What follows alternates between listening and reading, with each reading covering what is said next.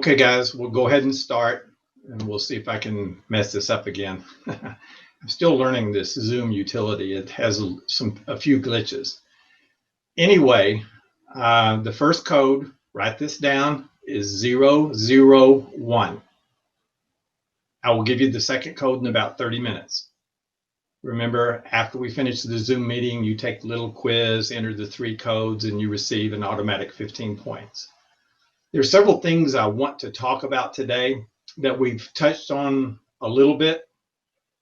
It's hard to discuss a topic in nutrition without some overlap, but the final exam does have some of this on there. In fact, I made sure that the following 10 questions out of 100 on the final exam I'm going to cover tonight, which we've already talked about a little bit. Now, remember, in nutrition, I don't spend a huge amount of time going into the details, making you memorize the names of vitamins and minerals and regurgitate all that stuff. I think that's actually a waste of time. I focus on these lectures on the broad topics, the big picture of nutrition, because that's what you're going to remember when you get out of here. Just memorizing a bunch of facts doesn't really mean you know anything. You know a bunch of facts. I could spend an entire class just lecturing on vitamin A. If you look at the document that I have in the Canvas side on vitamins, is about a 60-page document. You print that out. That's really interesting because it goes over all the vitamins, the history of them, and whether it's a vitamin or not. It's actually quite complex. In fact, if you watch the video Vitamania, I thought that guy was pretty good in discussing kind of what vitamins are, what they do, and what they don't do, because there's a lot of misconception about it. But I want to spend a little bit of time talking about 2 main concepts that we've already discussed, and that is apoptosis, which I brought up earlier, and autophagy. Once again, apoptosis, apoptosis, as I mentioned earlier, pronounce it as it sounds. Pronounce it like 2 words, apop and then tosis. People mispronounce that all the time. They say apoptosis, apoptosis, and it's kind of bizarre, but it's apoptosis. And the other one, which we've also discussed, is autophagy. I've heard it pronounced autophagy, and other definitions is autophagy, A-U-T-O-P-H-A-G-Y. These 2 terms are very necessary to understand nutrition and what's going on in the body. So a little bit of review on apoptosis. A simple definition, which is the way the question is worded on the test. It may be on the upcoming test, it may have been on the last one. I know it's on the final exam, but I made the question very simple. What is apoptosis? And it is programmed cell death. And we'll talk about that a little bit more in detail. What is autophagy? Autophagy, we're talking about cells. Once again, autophagy means self-eating or self-consuming. The cell eats itself, so to speak. That's not actually what happens. It recycles waste products on the inside of the cell. Now, once again, and I realize this is a little bit of a repeat, but sometimes going over things several times is how you learn. Just going over things one time, I don't think it ends up in long-term memory. I think it goes in short-term memory and out of your brain, so to speak. But anyway, apoptosis. This is when you're discussing nutrition with somebody and they're arguing with you or disagreeing with you, and they do not understand apoptosis and autophagy. They really don't have a basis for their argument, regardless of their degree. And once again, don't accept somebody's advice. Well, I say accept it, question their advice. Don't accept it just on the basis of authority because they're a doctor or a teacher like me, or a registered dietitian, or they've written a book, or they've won the Nobel Prize. This is all coming at somebody from a position of authority. Make sure they know what they're talking about. For somebody to cite their credentials and their degrees and accomplishments, that doesn't really address the issue of what's going on. So going back to apoptosis once again, I know I've discussed this in an earlier video, so bear with me, but it's worth repeating. We are nothing but a collection of cells. That's all we are. We're about 100, we have about 100 trillion cells. Every part of your body is a cell. Your bones are cells. Your skin is a cell, red blood cells. And we're made out of cells and water and protein and minerals too. Now, these cells live and die many times. We live and die once. Some cells only live and die once. Some nerve cells only live as long as we live. There's some evidence that some nerve cells can actually replace themselves to a degree. They're not as, they're more resilient than they used to think. Now, some can't. Like you sever your spinal cord, some of those cells can't regenerate. They're messing with that with stem cells to see what they do, and they're getting pretty close. They have the ability to regenerate, but we don't know how to, as humans, trigger them to do that. Now, some animals, they can do it. But cells live and die many times. When a cell becomes old, defective, mutant, cancerous, a problem cell, it needs to die. Well, how does it die? It's actually programmed to die. In the DNA of the cell, the double helix, the spiral staircase inside of every cell that has the genetic code for you, you have two in every cell. You can make 2 copies of you in every cell. 2 copies from you from each cell. That's amazing because you have 100 trillion cells, so you can make 200 trillion copies of you. That's mind-boggling. But anyway, when that particular cell becomes a problem cell, especially cancerous, there are genes, and they identified these genes called apoptotic genes that turn on, and these genes tell the cell, kill yourself. Apoptosis sometimes is called cell suicide. And that's a very neat and orderly process. The cell breaks into little bitty packets called apoptotic capsules, thousands of them. And they break into these little capsules, but these capsules are contained. And they don't damage the surrounding cells. And the body recycles these. It reuses them from energy. It reuses them in a variety of ways. There's a variety of ways that the body gets rid of these apoptotic capsules. So the cell just kind of goes away. If enough cells do that, the surrounding cells detect that. Just like when you cut your skin. That's necrotic cell death. That's worse. That's damage. But when enough cells die, signals are sent to other cells to make copies of themselves, to replace those cells. It happens in your skin, happens everywhere in your body.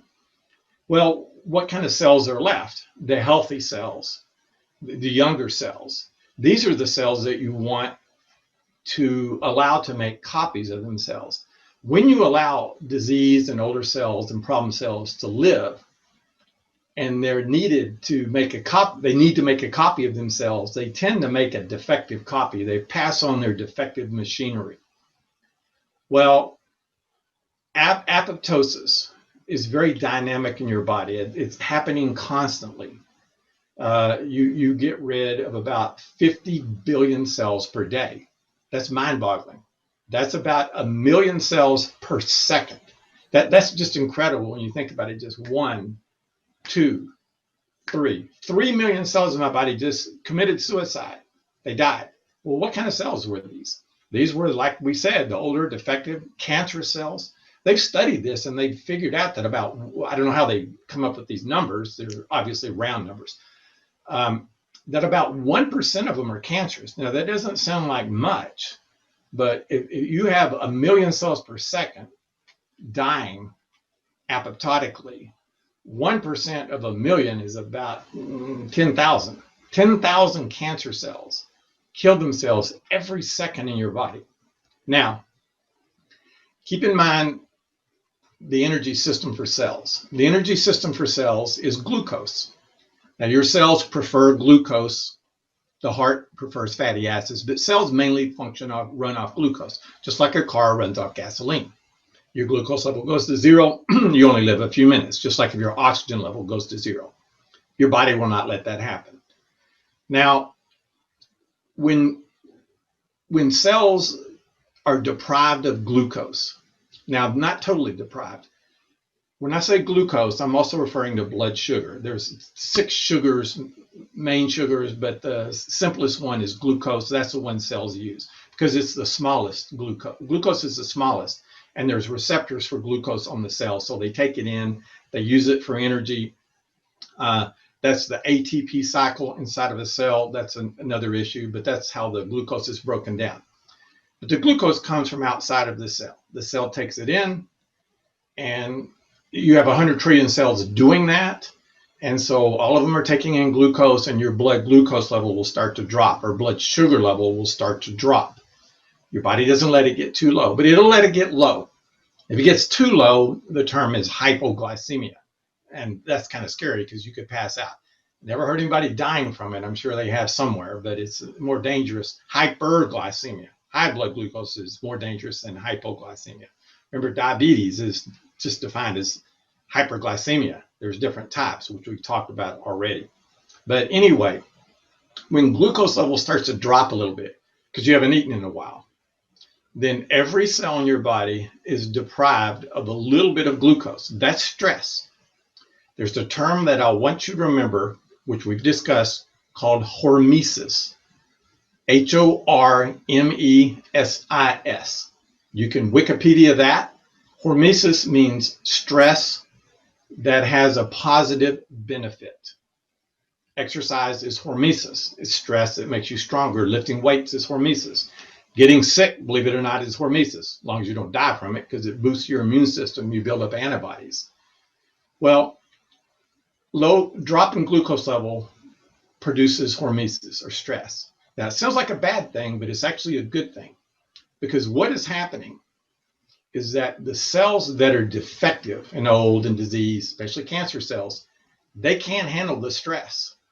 And it tends to trigger apoptosis in these cells because they're on the verge of killing themselves, but they haven't done it yet, or committing suicide.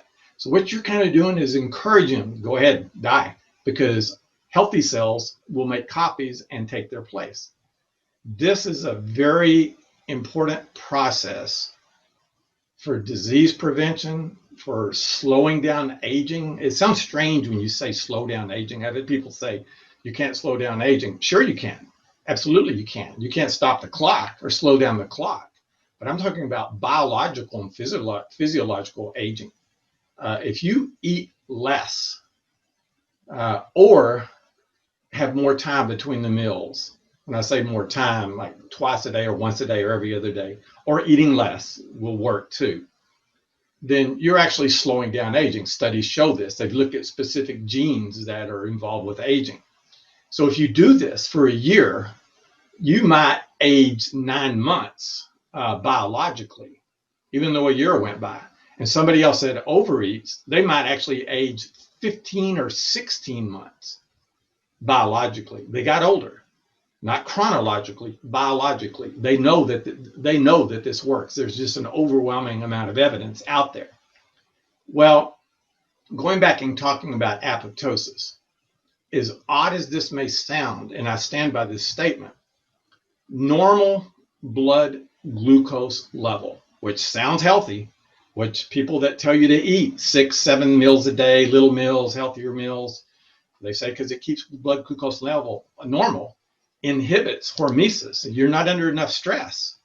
Normal blood glucose level inhibits apoptosis also, which means those diseased and unhealthy cells, they hang on longer. That's not what you want. Your body prefers glucose. But when it stays low long enough, there's another energy source your body can use called ketone bodies. That's called ketosis. And ketone bodies, all cells can use ketone bodies. It's very similar to glucose, but cancer cells have not evolved to using ketone bodies. So cancer cells are under a lot of stress when glucose level drops. It's a very anti-cancer thing to do. But it helps with almost every disease or condition you can think of, even autoimmune diseases. I would be willing to bet that any problem any condition that somebody has. I'm not saying it's cure for it, but it can be helped tremendously by eating less often. Try to keep this in mind. You don't have to eat less. You need to eat less often. Now, eating less is healthy, but it's hard to do. And when I say less often, there's some common sense there. You need to eat healthy fruits and vegetables and provide you get the proper amount of calories and vitamins and nutrients. But less often is healthier. Less is good, but it's hard to do. But even if you eat less and don't have time between meals, there's not enough hormesis taking place. So if somebody's getting on your nerves and they're arguing with you, no matter who they are or what they may believe, and they start talking about starvation, calorie restriction is not starvation, it's restriction. Starvation is not getting enough calories over time. But calorie restriction is very beneficial. But even I know how healthy it is, but I find it very hard to do. Just to eat less all the time is really tough. I prefer not to do it, but I can eat less often. Right now, my lifestyle is to eat once a day in the evening, but it's a bigger meal. Occasionally, I'll not eat for one day and then eat the next. I know people that do this, and they tend to be extremely healthy. In fact, when you do this, you can actually eat more sort of what they would call unhealthy food because your body can digest it, get rid of it quicker. You can handle eating food that is classified as unhealthy. So when glucose level drops and you need ketone bodies, when you don't eat for about a day and glucose level drops low enough, it takes about a day for the glucose level in your bloodstream to get low enough. Now, glucose is stored, remember, once again, in the liver and all your muscles. Stored glucose is called glycogen, just like gasoline in your gas tank. That's your glycogen store. It's very easy to convert to glucose. When you don't eat for about a day, your liver and your muscles have pretty much used up their stored glycogen. But you don't die after a day. So the three energy sources are we're talking about glucose. Glucose comes from the bloodstream, starts dropping when you don't eat. Then glucose comes from the liver and the muscles. It depends on what you're doing and what your activity level is, but basically glucose in your liver is used up quicker than glucose in your muscles, unless you're really being active. The glucose in your liver gets in the bloodstream and goes to your whole body. The glucose in your muscle, glycogen stores of glucose in your muscles, is basically just used by the muscles. But the muscles use most of our energy anyway. But anyway, I combine them into one system. So where does energy come from? The three systems: bloodstream, then the glycogen stores in the liver and the muscles. That's the glucose. The second energy system is the liver and the muscles. Then the third energy system are your fat cells. Your fat cells store glucose. Now, not in the form of glycogen because they're fat cells. So they can only store fat. But glucose can be converted to fat in the liver, put back in your bloodstream, and put in fat cells. When it's converted to fat in the liver, it's the type of fat is called triglyceride that circulates around in your bloodstream, and fat cells take in triglyceride and they get bigger, but they have energy stores. Fat cells are left over by evolution. They keep us alive when we don't have food for a period of time, when people went weeks without eating. That's actually the way we're designed to eat. Well, so if you don't eat for a day and you use up the glucose in the liver and your muscles, the glycogen stores, how long can you live on fat cells? A normal weight person can go about 2 months not eating and live on their fat reserves. You have about 140,000 calories. That's amazing in fat cells. If you burn 2,000 calories a day, which is too low for guys, but anyway, if you take in 2,000 calories, if you consider 2,000 calories a day, which is what all the books say. Why do all the books say? Because each book copies each other. I know how the game works. And 2,000 is too round to the number. It's just a number that's been circulating around out there. It's actually higher. But anyway, if you take 2,000 into 140,000, that's 70, not 770. You have 70 days or about 2 months worth of reserve before you starve to death. Now, you're going to have some weird things start happening if you don't eat for about a month, especially if you're normal weight. I wouldn't recommend it. But the bonus quiz, by the way, watch that movie. It's a 30-year-old movie called Alive. It talks about forced fasting, and they'll show day 50, day 51, where people didn't eat and they started eating the dead. It's a true story. It's a very inspirational story. But that's an amazing reserve that you have in your body. And it's necessary to tap into fat cells every now and then to keep you healthy. There's some evidence out there that if you never tap into fat cells, they tend to lose their ability to shrink to a degree. They still can, but they're not as effective as they could be. So you don't eat for a period of time, they shrink. Then you eat more and you have extra energy, glucose, change to fatty acids, not fatty acids, triglycerides, put back in the fat cells. Then they oscillate, they expand and contract. They're designed to do this. But when you never tap into them, they don't function as effectively. So people that eat 3 meals a day, never have periods of time where they don't eat, I think it's not as healthy for their fat cells to be as productive as they can, including for kids. It's so healthy, and yet people don't address it much because they get hung up on the fact that, and understand why they believe certain things. They get hung up on the fact that, yes, you need nutrition for survival. You need it to stay alive. You need food. You need vitamins. You need minerals. There's no question about that. I'm not questioning that. The question is, do you need it all the time? And remember the analogy I gave you earlier was think of your body as a car. You drive it around. Think of glucose as the gasoline. You need to replace it quite often. But you don't need to replace the brake fluid every time you drive your car, even though you used a little bit. You might replace it, once a month, once every 2 months. You don't need to replace vitamin C, vitamin D, vitamin E, all the phytochemicals and minerals in your body every day. That's the old food guide pyramid, RDA, recommended daily allowance. You don't need to eat anything daily, even water. I'm not recommending that, but you need it over time. The term that I want you to remember is DRI. That's a abbreviation because it doesn't make a word. DRI. That's not a word. Dry.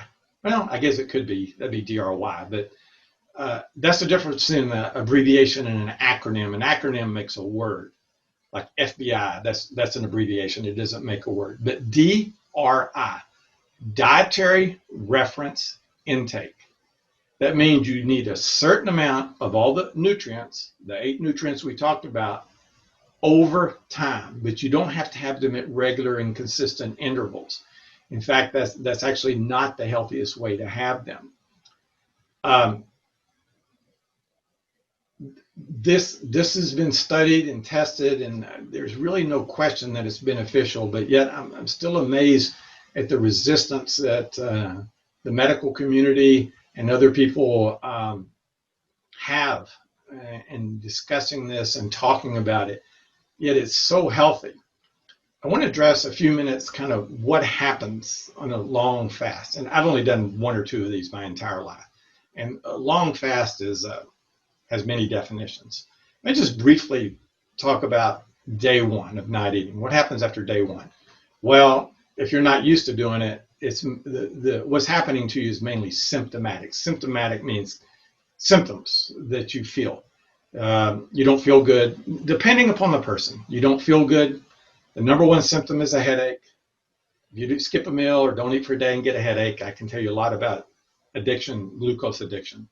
But you don't feel good, you get a headache, you may be hypoglycemic because you're so used to it. You may be so hypoglycemic you have to lie on the couch because you don't feel good and it feels unhealthy. There's some other things that can happen, but these are symptoms. Your body is kind of going through hormesis, big time hormesis, because you're stressing. Once you get through, it's going to be really hard to sleep too. I've had people say, oh, it's really hard to sleep when you're hungry. Go to sleep when you're hungry. That's true. Day 2, it's a little bit easier. You may be more hungry, but I've had some people tell me they're actually less hungry. Hunger is triggered by hormones. There's over 100 hormones involved with hunger. The 2 hormones that regulate hunger are ghrelin, which tells you that you're hungry, and the other one, leptin. That's secreted by fat cells that tells you that you're full. And when you eat and you feel full, then leptin is secreted. It tells you to quit eating, supposedly. But some people are so used to eating all the time that eat 3 meals a day, they're leptin insensitive. They don't respond to it properly, so they tend to overeat. Level will go up, and it'll trigger hunger. And that's actually the time your body's telling you to eat. It's a healthy time to eat, but we're talking about a fast. Remember the 3 terms involved with eating. They're appetite, hunger, and starvation. Appetite, psychological, come on anytime. I have appetite all the time. I eat a bunch of donuts and I'm still hungry. I want another donut. It's triggered by taste buds and some other things, not hormones. The next term is hunger. Hunger takes about a day because ghrelin is released, and you want to Wikipedia ghrelin, read up about it. It's kind of interesting. Believe it or not, when your ghrelin level is high, you learn better, you function better. Besides being hungry, they studied it as far as cognitive ability and found that people retain information better when ghrelin level is high, not when it's low. So you want to learn stuff, and don't eat before you study or trying to retain information. It seems like most people think it's the opposite of that, but it's actually not. Forcing kids to eat breakfast will interfere with their learning because it suppresses their ghrelin level. That sounds strange. Just another pet peeve, which I've talked about, is breakfast. It's very important. It's not. Remember, somebody that tells you that is hung up on the old school. Just ask them, when's the most important time to put gas in your car? In the morning? No, it's nothing. It doesn't matter. So anyway, appetite, hunger, and then starvation. Starvation means some physical problems. I wouldn't use this term. I don't think you should use the term starvation if you hadn't eaten for about a month. Then you're starving. You might die. You can probably hang on 2 months. Some people might die after about a month. But that's what's happening on day 2. Ghrelin level gets fairly high. Day 3, ghrelin level tends to level off, maybe even go down a little bit. I've had people say on day 3 their hunger level goes down a little bit because your body is now switched fuel sources, is now mainly using ketone bodies. It's using some glucose because you have to have glucose. It can't go to 0 because you always have glucose. And the production of glucose in the body, you don't need to know this, is gluconeogenesis. That's how your body converts other substances into glucose, even when you're not eating, to keep a certain minimal level of glucose. So you're functioning with ketone bodies, and you'll actually feel better. You may not be used to it, but eventually you'll start feeling better. It's called people just use the term ketosis. The brain can use ketone bodies. After about 7 days of not eating, the brain is using about 90% ketone bodies, which means you think differently, you think clearer, you retain information better. It feels completely different. I'm skipping back, but after about 3 days of not eating, the study at USC showed this on breast cancer and chemotherapy, that your immune system, just 3 days of fasting, completely rebuilds your immune system in humans. They studied it and they proved it. So, fighting a virus like the COVID-19 virus, you need strong immune system. Don't eat for 3 days. That's easy. That's easier said than done. Your immune system what happens is your immune cells, they start dying off. Your white blood cells and T cells will die off because of apoptosis. And what happens is your immune count will actually go down. But then your body recognizes that and it makes new immune cells. All the cells, like the white blood cells, red blood cells, T cells, all of them are made in bone marrow. And there's signals sent to your bones to, hey, we need some more. And it makes new and healthy ones. That reboosts your immune system, rebuilds it. So that actually does happen. And vision will improve. Sounds strange. Vision, you tell most people this, they don't buy it. But there's research out there. I've done it myself, and it's completely cleared up my vision. Once again on that, and I know that a little bit of this is a repeat. So what happens on vision? Glucose in your body tends to combine with proteins. Now, proteins are made up of amino acids. You have there's hundreds of thousands of proteins. Amino acids link together and form certain shapes. That's what proteins function by shape. They fold and they unfold. Skin has a shape, hair has a shape, red blood cells have a shape. They can have one shape one time. Same protein can change shapes and do something different. But what happens is glucose that's in your bloodstream that's high for too long, and a lot of protein in your bloodstream hangs around there quite a while, they tend to combine and create glycoproteins.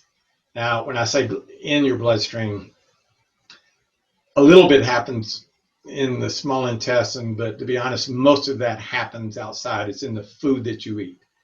When you add heat to glucose, sugary foods, and protein, you create what are called glycoproteins. These glycoproteins have a weird shape that cells can't recognize or use. And so they circulate around in your body, and cells reject them because they're the wrong shape. Your body uses glycoproteins, but it makes the proper shape. It knows how to make exactly what it needs. So that's not a problem. When you externally add them and they're not the right shape, the body tries to get rid of them. For some unknown reason, they don't know exactly what's going on. Glycoproteins won't be going inside of a cell, but they tend to have a shape that's similar enough to other glycoproteins that this cell needs, and it tends to be nerve cells and brain cells, which are nerve cells. For some reason, nerve cells take in glycoproteins at a higher rate than other cells. They build up inside the cell and they damage it. They damage the optic nerve because the glycoproteins interfere with the production.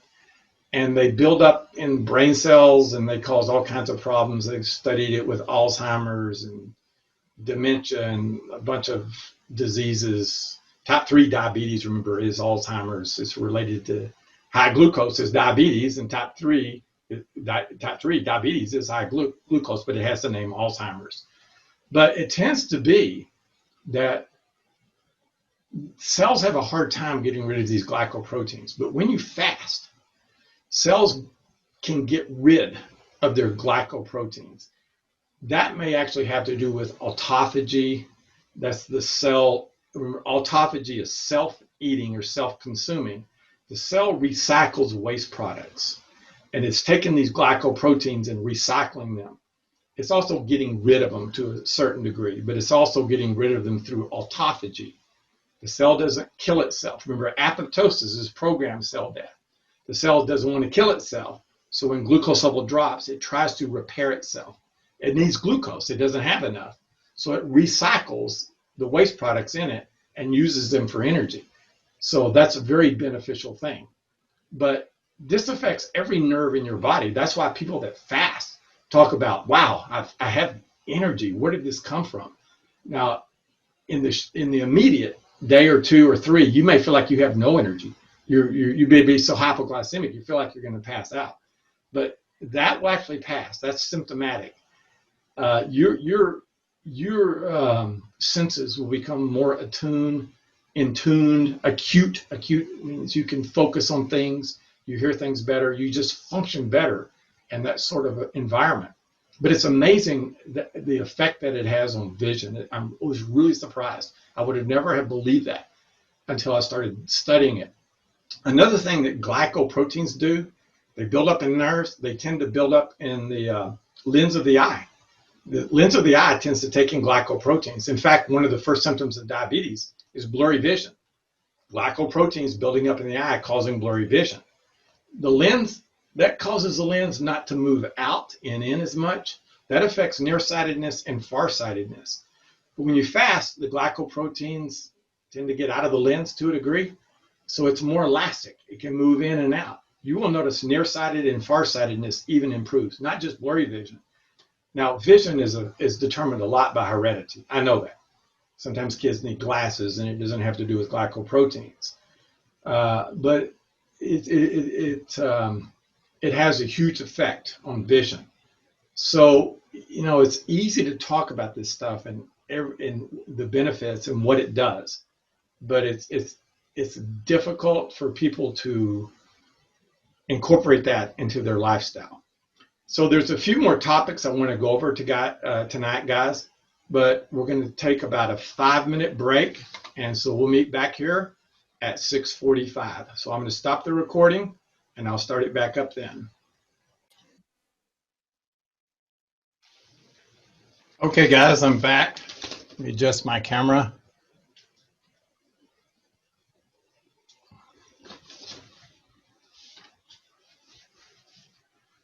Still showing a little bit. That's okay. The second code, write this down. Code number 2 is 333. I'll give you the third code in a little bit. We probably have maybe 30, 40 more minutes to go.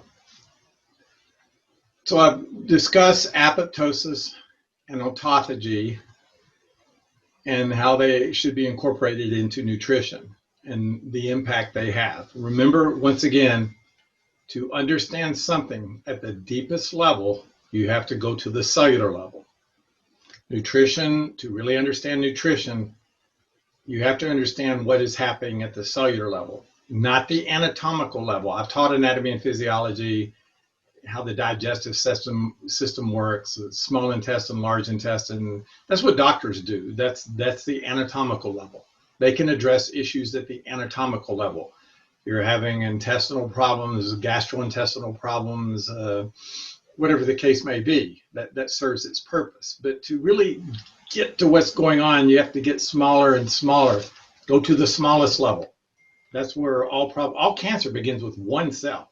One cell becomes cancerous, and it lives, and it makes a copy and another copy and keeps spreading until you have about 1 million cancer cells. That is about the size of a pin. You take a pin and make a dot on your finger, that's about 1 million cells. That's incredibly small, but cells are incredibly small. If that happens inside your body, you will never know it until it becomes a tumor. A tumor is just a bunch of cells that have divided uncontrollably. And a tumor can be cancerous or non-cancerous, but when it's cancerous, you have a problem. The cancer in that area, what happens is the cancer cells get into two main systems, either the bloodstream or the lymph system. Those are the two systems that circulate around in your body. When it gets in the lymph system, you have lymphoma, and it can spread everywhere. It gets in the bloodstream, it can spread everywhere. And then the cancer will set up shop somewhere else. Now, cancer cells, remember, are supposed to commit suicide, apoptosis. They're supposed to, but they learned how to bypass apoptosis. And they're tricky little devils. They don't want to die. Cancer cells hold the key to longevity, and they also hold death in the same hand. There's a process in apoptosis, which I didn't go over, which I want to make sure I go over this. I want you to remember these two terms. One of them is endogenous, E-N-D-O-G-E-N, let me spell it, E-N-D-O-G-E-N-O-U-S, endogenous. The next one is exogenous, E-X-O-G-E-N-O-U-S, exogenous. And we're talking about apoptosis. But these two terms, endogenous, genesis means the beginning or the origin of something. Endogenous means it begins within. Exogenous means it begins without, whatever you're talking about. Apoptosis in the initial stages is endogenous. The signals for apoptosis are in the DNA. The cell starts to kill itself, commit suicide from the inside out. If that doesn't work, then Apoptosis can be triggered exogenously from the outside, not from that cell, but from other cells. I think we've discussed this, but it's worth reviewing. This cell becomes cancerous and doesn't kill itself. The other cells detect that. They go, whoa, look, Joe over here is cancerous. He didn't commit suicide. We better gang up on him and kill him. This actually happens. What happens is these cells will send little packets, like little bombs, little missiles. They're cytokine packets, they're protein packets to this cell. And this cell has receptors. On the edge of the cell, all cells have these, they're called death receptors. There's another term for them, but as a general rule, they're death receptors. When they're activated from the outside, it triggers apoptosis. It sends apoptosis signals in. The cell will kill itself, which it's supposed to do, but not because it did it, because other cells did it. So cancer cells have bypassed apoptosis endogenously. They have learned how to bypass apoptosis exogenously, other cells trying to kill it. The cancer cell knows how to avoid that.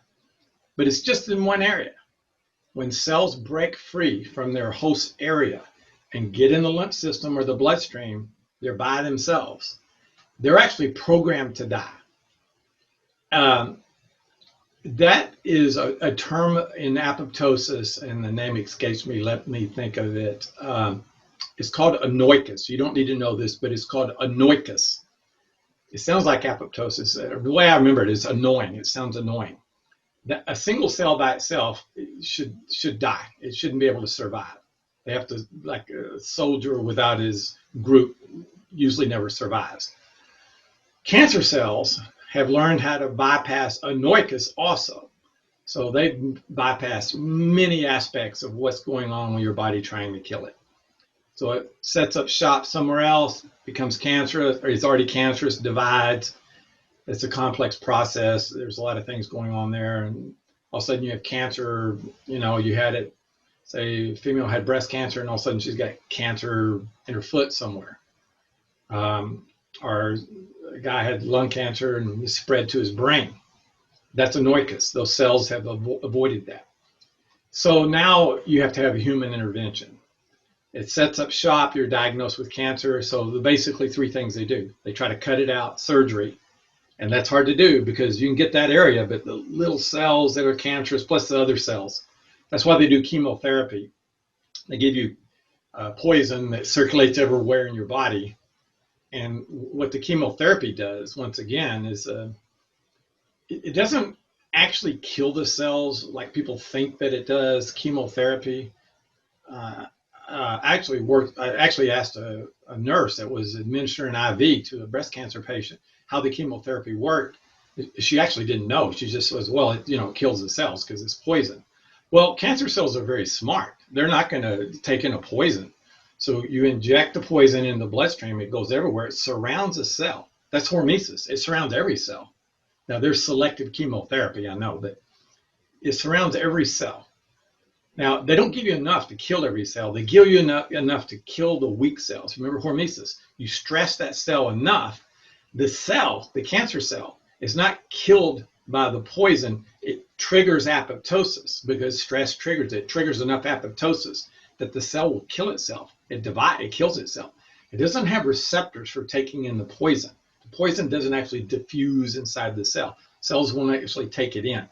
Now, you can trick some of them into taking in certain things, but that's this is sort of a different issue. That's what chemotherapy does. Radiation is the same thing. You radiate enough cells, hormesis, you stress them. Healthy cells hang on. Weak cells, they die. Weak cells are defined as rapidly dividing cells, and cancer cells are weak. Hair follicle cells are rapidly dividing. That's why chemotherapy kills hair follicle cells too, but it always comes back. But that's the stages of apoptosis. So you have endogenous apoptosis, exogenous apoptosis, anoikos. You don't need to know that. Then they'll try surgery, chemotherapy, and then radiation. That's usually the progression of almost every type of cancer. Everywhere you have a cell, and I mean everywhere, you have the potential to have cancer pop up. You can have it pop up in the middle of your brain. I think it's called glioblastoma, I'm not sure, but you can have it pop up in the middle of your eye, and the optic nerve. On the skin, it's more common because you can see it, but it occurs throughout the body. Remember, your body kills 10,000 cancer cells per second. That's mind-boggling to think, and it just takes one of those to slip through and set up shop and become about 1 million or 2 million cells, and then all of a sudden you've got a problem with it. But remember, the best way to fight that is to have oscillation levels in your glucose level. It goes up, it goes down. It goes down when you don't eat. Temporarily hypoglycemic, temporarily, no big deal. You eat a bunch, it goes up. This oscillation in glucose level is what's healthy. Not this, not normal, not what people tell you, keep blood glucose level normal. That's not enough hormesis. It gets low, you have hormesis. You may not feel as good. Sometimes you'll feel better once you get used to it. That's stress that creates strength. Remember, I gave you the example. How do you make the heart stronger? You work out, you stress the heart. How do you make your bones stronger? You lift weights. Muscles stronger, you lift weights. How do you boost your immune system? You get sick. You get a flu shot. That's what you get. The flu, a virus that gives you the virus. That's stress, so your body will make antibodies that kill the powerful strain of the virus. Avoiding hormesis can make you very unhealthy. You've heard the term stress that does not kill you, makes you stronger.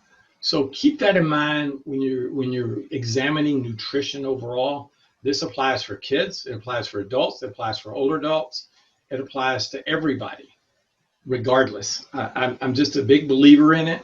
Now, don't get me wrong, I believe in eating healthy too, which we've talked about.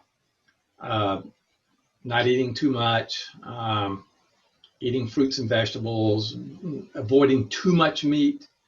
But like I said, you don't have to eat less, you have to eat less often. Now, I want to spend a few minutes just briefly in review, because I noticed these were on the final exam too. I'm getting ahead of myself a little bit on the final exam. But the 8 components of nutrition, which we discussed in the first meeting. Hopefully you'll put these in your brain and you'll have it memorized. So don't write anything down, just try to remember it. The 3 food groups, once again, are fats, carbohydrates, and proteins. This is a review, I know. Fat, those are the food groups. All foods are made from the food groups. I use the example, when you go in a restaurant, you order food, not a food group. Fats, sort of self-explanatory. There's all kinds of fats, but fats are made up of fatty acids. The molecular units that make up fats are fatty acids. Just like proteins are made of amino acids. You link a bunch of fatty acids together and you have a complex molecule. The more you link together, the harder it is on the body to digest it and break it down into individual fatty acids. So that's where you get the term complex fats, simple fats, saturated fats. This is a more common term. Saturated means a whole bunch of fatty acids linked together. Unsaturated means not as many. Trans fats, I remember that by train. Sounds like a train. Trans, that's the worst. That's a whole bunch of fatty acids linked together. Those, very few foods have many trans fats. They're pretty rare in nature. Trans fats, once again, are created by cooking. It sounds strange. You would think cooking, adding heat would break things down, but it tends to be the fatty acids linked together when you add heat, especially things like cooking oil, which is used to cook almost everything. They link together and create trans fats. And your body has to work hard to break them down into individual fatty acids, because that's actually what the body needs. Cooking, this is, I wouldn't say a controversial point, but it's a point that people tend to disagree with. But I think some people that I actually think they're wrong on this issue, because you've got to use a little bit of common sense. Cooking in heat. I know of no instances, and I don't eat this way myself, but I know of no instances where adding heat or cooking food has any health benefits whatsoever. The more heat you add to any food or nutrient, the more it decays and the less healthy it is for your body. Now, don't interpret that as being unhealthy. I wouldn't tell somebody eating a baked potato that's unhealthy. Depends on how much butter they had, and when's the last time they ate. Maybe they hadn't eaten in a while, and so it's not going to be that unhealthy for them. But they've studied this. A baked potato, for example, has about 110 phytochemicals. Remember, phytochemicals are the chemicals in plants. They have a lot of health benefits. When you cook or add heat to a potato, you degrade about 90 to 100 of those 110 phytochemicals. A few of them degrade into these minute poisons that aren't good for the body. Your body can handle them, but they're not that good for you. But a raw potato has all 110 phytochemicals intact, but nobody's going to eat a raw potato. When you cook it, you degrade it a little bit. Most of the fat-soluble vitamins hang on. They can handle heat. It does affect some of the water-soluble vitamins, B and C. Some of them are affected to a degree by cooking. They degrade. Most of the minerals hang on, but there is some evidence that some of the minerals don't do as well. This is true for any food. Now, including meat. Now, don't interpret that.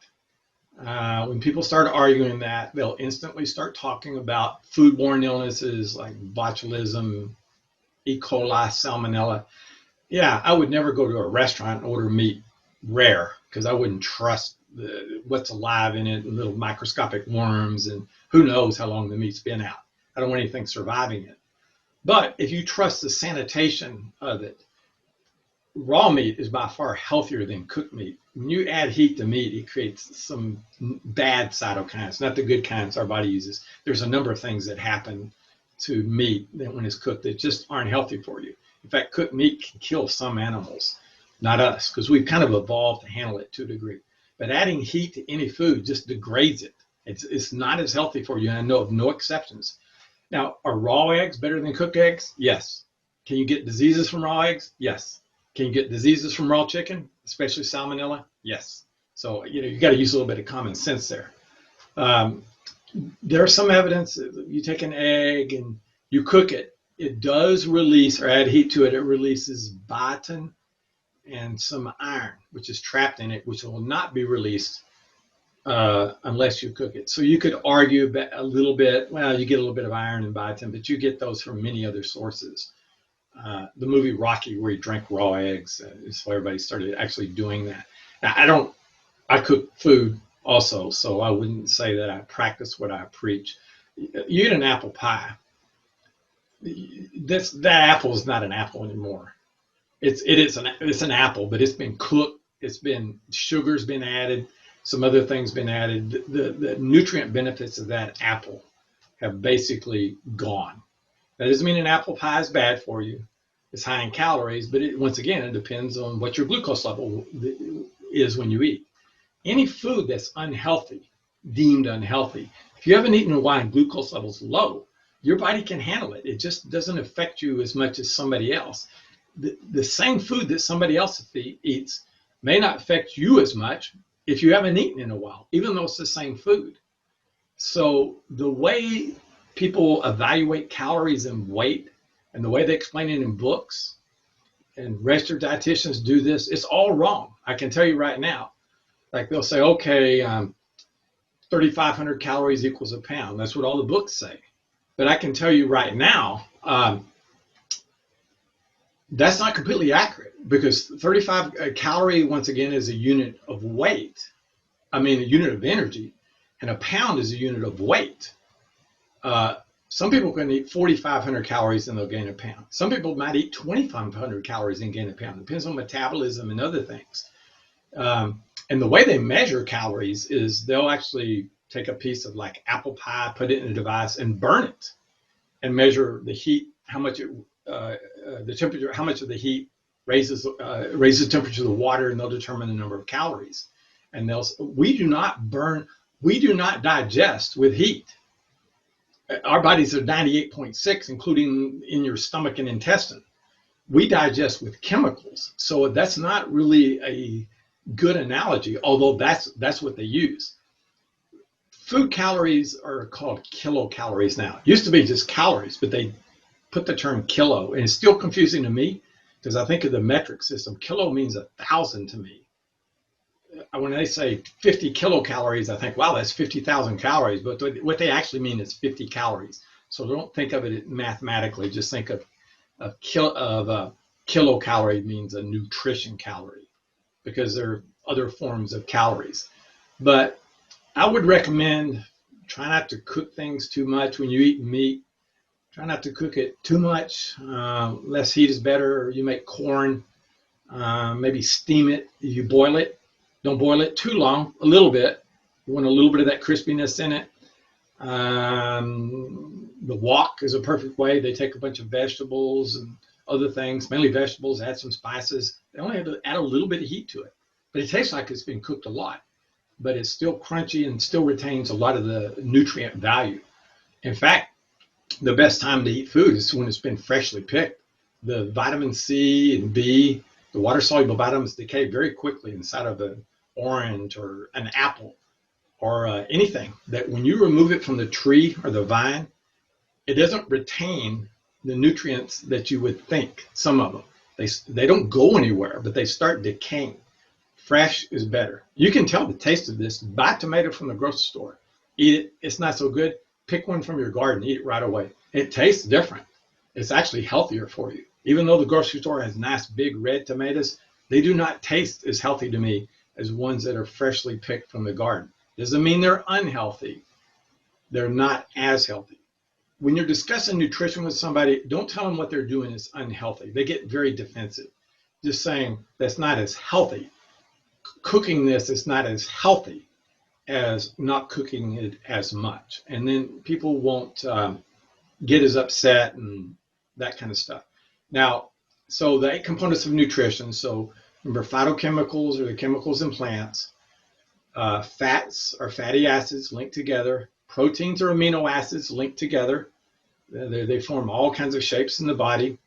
I'm not going to spend a lot of detail going into proteins. There's 20 the body uses. 9 are considered essential. Once again, when you hear the term essential nutrition, the way I remember it, it's essential that you eat it because your body doesn't make it. So there's 9 essential amino acids. You have to eat them from various foods, and your body can make 11. It's kind of 10 and 10 because there's one kind of in the middle there. Vitamins are basically little molecules in food, enzymes and coenzymes that we need. And we've talked about that a little bit. Minerals, part of the earth, they're in us. We're made from the earth. What's in the earth is in us. Every mineral that's in the earth is also in us, with the exception of the radioactive ones. Amazingly, that's true. Gold, not in your teeth, but gold. Oddly enough, they found that gold, there used to be no known function for gold in the body. In fact, they would give it to kings way back when, mix it in a drink. It's gold, it's expensive, and they would die of gold poisoning. The doctors give it to them thinking it would help them because it's expensive and magical, just kill you. Silver, same way. But recently, they have detected traces of a few atoms or group of atoms, not a few, but it's a lot, but it's very small size-wise. In the middle of some of the nerves, the very center of some of the nerves has little groups of gold atoms. Now, gold is a very good conductor of electricity. In fact, a lot of electrical components have microscopic gold parts in them because it conducts electricity much better than copper. Well, our nerves are electrical systems, electrical/chemical. So our body actually uses this just in a microscopic amount. They'll never add it to minerals. Don't take it. I've seen shows where they'll actually have gold flakes and put it on food and most expensive dessert, and the people actually eat it. And I'm thinking, God, you're going to die of gold poisoning. I would never eat that stuff. But it's amazing that our body has this in it. Now, there are only certain minerals that our body uses, but we end up with some that our body doesn't use. We end up with, let me give you an example of that. Aluminum. Aluminum is a mineral. It's in the earth, high quantities. Humans mine it. Our utensils are made out of aluminum. Aluminum foil. Well, when you put aluminum foil on something, does part of that aluminum get on the food? Yes. Even in the refrigerator, not much, but it does. And tin, you can taste the tin in a can sometimes when you eat it. And tin is, I think, a combination of a couple of minerals. I'm not sure, but I have to double check. But anyway, Aluminum. No function for aluminum in the body. So what happens when it gets in our body from utensils and things like that? It doesn't really do any harm till it gets to a high enough level. It circulates around. Cells do not have receptors for aluminum. They don't take it in. Cells are smart. They go, hey, where'd this aluminum come from? So it circulates around and it ends up in fat cells. Fat cells are like the garbage cans of the body. They store all the fat that we need later for energy. But they also store the toxins. They store aluminum. They store this. They store silver. They store extra things that we put in our body because cells don't want it. And cells try to get it, your body tries to get it out of the bloodstream. This is another benefit of fasting. So these toxins end up in a fat cell. You need to empty the garbage every now and then. When you fast, the cell shrinks because it's releasing triglyceride to be converted to glucose, but it also releases the toxins in it, very small amount, so that your body can slowly get rid of it. Go to the bathroom, you sweat, you get rid of these toxins. You don't want them to build up so long in fat cells that it starts damaging the fat cells. And when it starts damaging the fat cells and they're not taking in extra aluminum and it starts circulating around your body, other cells, it tends to get inside of other cells, even though their cells don't have receptors for it. But in small quantities, it's probably not that big of a deal. Our body has an amazing way of handling small quantities of toxins and things of this nature. So once again, the books will disagree with this, but I've been known to disagree with the books and common thinking. But on the food groups, carbohydrates, and they'll tell you carbohydrates is starch and fiber and all these other things. It's very confusing. Once again, I would like you to remember a carbohydrate is a plant. I think of it as the 3 food groups. Just think of a carbohydrate as a plant. They're simple and there's complex. Simple, fruits and vegetables, fruits. Complex is mainly vegetables. So carbohydrates are sugar molecules that are linked together. And so the more of these molecules you have linked together, the more complex it is. That's where you get into complex carbohydrates. Simple carbohydrates. Sugars are carbohydrates. The simplest sugar, and I spent a lot of time going into sugars because that's, you spend a whole course just studying that. The simplest sugar, once again, is glucose. When I say simplest, it's actually the smallest. Cells, most cells in our body can't take in the other sugars because they're complex. Glucose is very simple, and our cells have receptors for glucose. That means they can take in glucose and use it as energy. So whatever sugar you eat has to be broken down into glucose. Pure glucose gives you a lot of energy, but it raises blood glucose level a lot. If you're running a triathlon, you need a sugary drink. That's pure glucose. Now, table sugar, and I have to double check on this, but I don't think it's pure glucose. You put it in water and stir it around, I think you do get pretty close to pure glucose. That's where they get into the term monosaccharides, mono meaning one, and then disaccharides meaning two. And there's 3 monosaccharides and 3 disaccharides. And there's actually more than that, but that's the way the books explain it. But just remember, whatever you eat is broken down eventually into glucose because that's what our body actually prefers. The last 2, water. Watch the bonus quiz on water, guys. Only like 6 people out of 30 in the class have actually watched. That's 50 free points. That'll make a difference on your grade. You go to that, watch it. There's a little 10-question quiz at the end, and they're really simple questions. You should get all 10 out of 10, but if you only get 8 out of 10, then you still get 40 points. That's free points. So try to do that in the next few days because you'll notice it actually enhances your score quite a bit. But water, if you watch that video, water is absolutely amazing. It's a very simple molecule, H2O, but the properties of water are mind-boggling. But it's not a simple thing like people think. We've discussed this a little bit before, but it's very magical, almost alive. In fact, I'm a big believer in it. See this? That's copper. Drink your water out of a copper vessel. By the way, copper kills viruses and bacteria and pathogens better than any other metal or anything. They've even studied that with the COVID-19. When it's put on copper, it doesn't live very long. and it tends to make the water more alkaline, which is good for you. More alkaline means the pH level goes up. pH level is the acidity level, and as it goes up, things are more base or more alkaline. When pH level is low, then it's more acidic.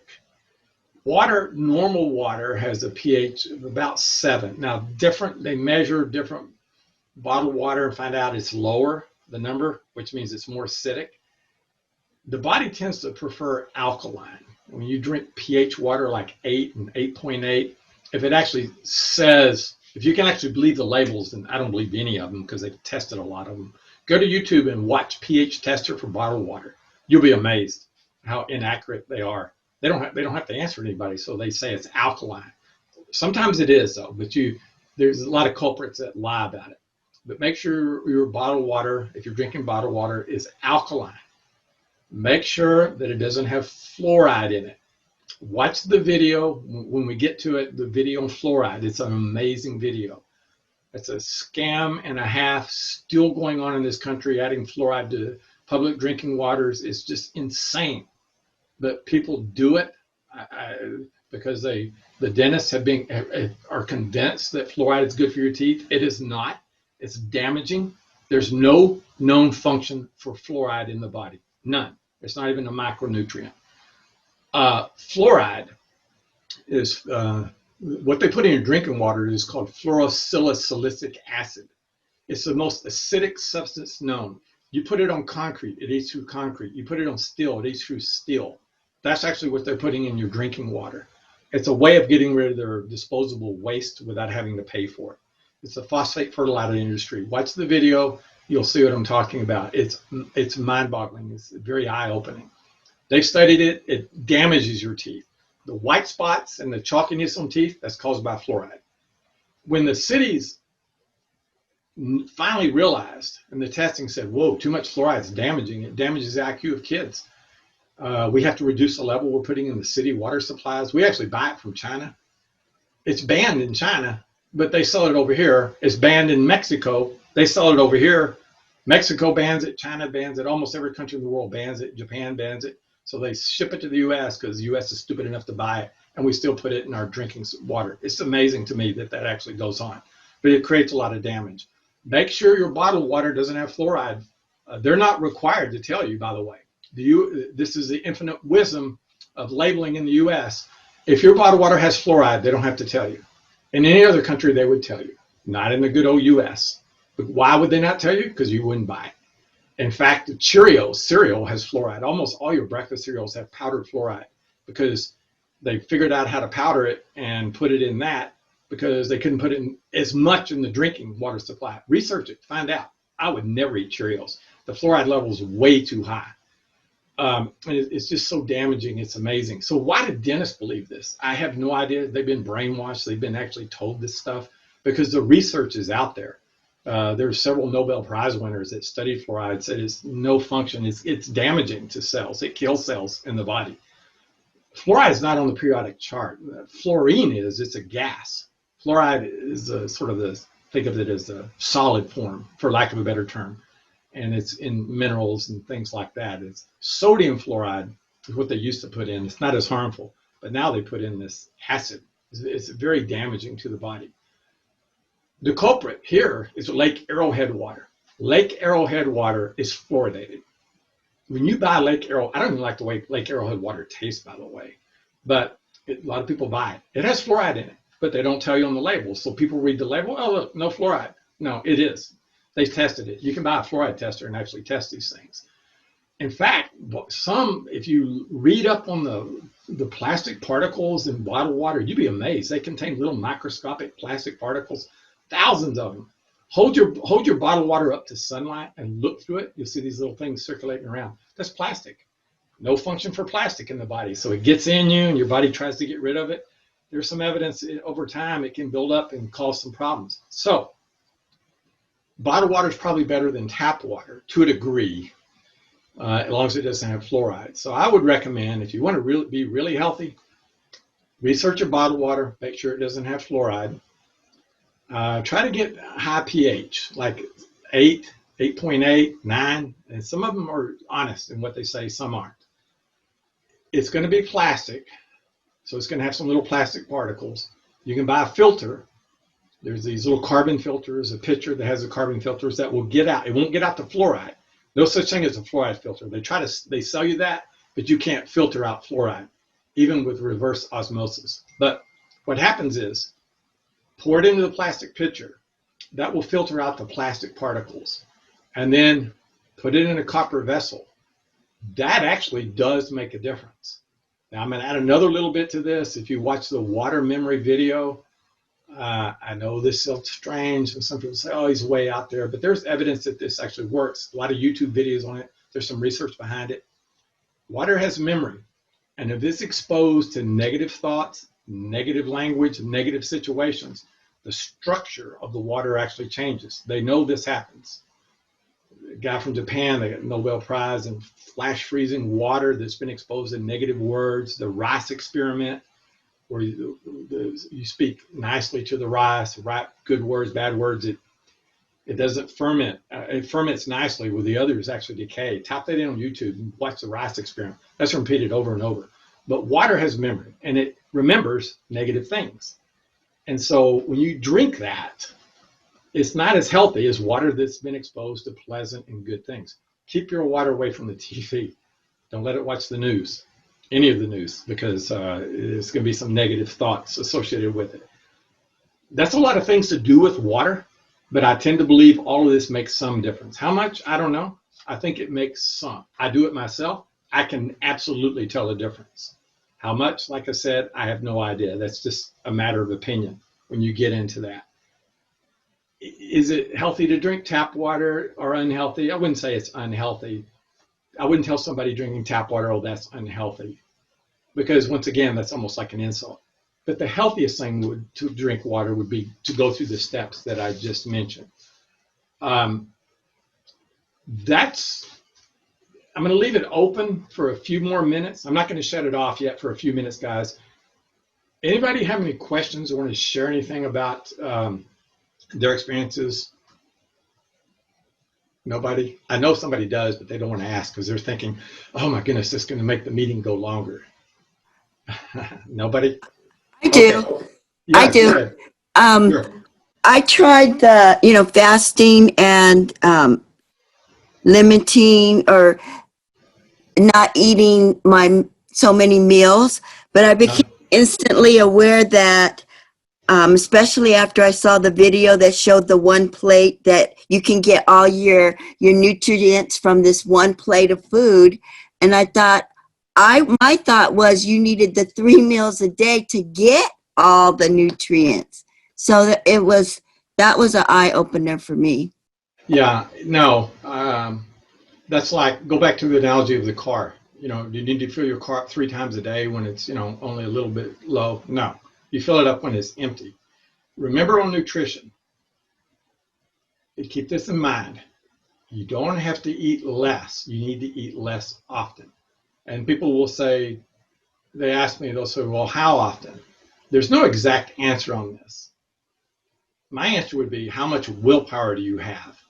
Because the more time you go between meals, the healthier you will be. You need the proper amount of calories and nutrients over time. 3 meals a day, I'm not saying it's unhealthy if you eat less, but it's not as healthy as 2, same number of calories combined. 1 is healthier. Every other day, you'd eat more, a lot more on the days you eat than the days you don't, by far healthy. 2 on and 2 off takes amazing willpower, but the benefits are astronomical. 3 on and 3 off would be even better. If I had total willpower, somebody asked me, what would you do?